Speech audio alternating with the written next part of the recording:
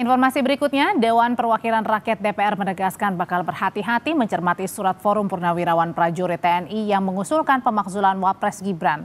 Surat usulan pemakzulan yang dikirimkan ke DPR awal Juni lalu tak dibacakan saat pembukaan rapat paripurna DPR Selasa lalu.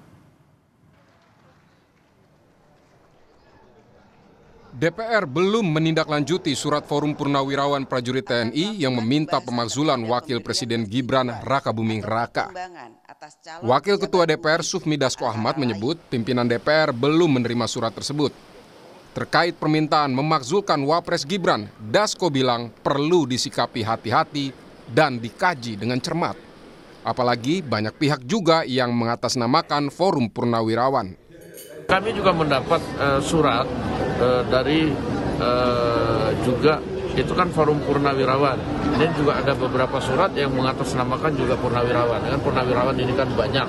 Jadi kita mesti sikapi hati-hati dan kita akan kaji dengan cermat sebelum kemudian ada hal yang diambil oleh lembaga Dewan Perwakilan Rakyat.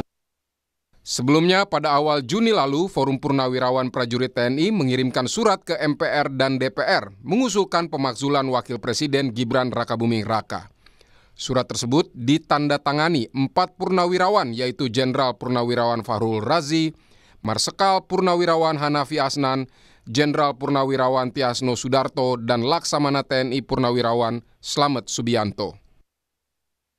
Namun, saat DPR selesai masa reses, surat dari Forum Purnawirawan tersebut tak dibacakan dalam rapat paripurna DPR pembukaan masa sidang 4 2024-2025 Selasa kemarin.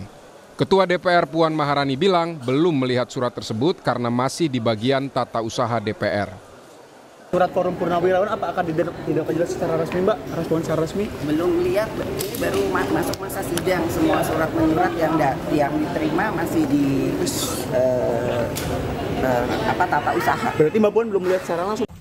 Menurut pengamat politik Ray Rangkuti, diproses tidaknya surat usulan pemakzulan Gibran oleh DPR bergantung kepentingan politik.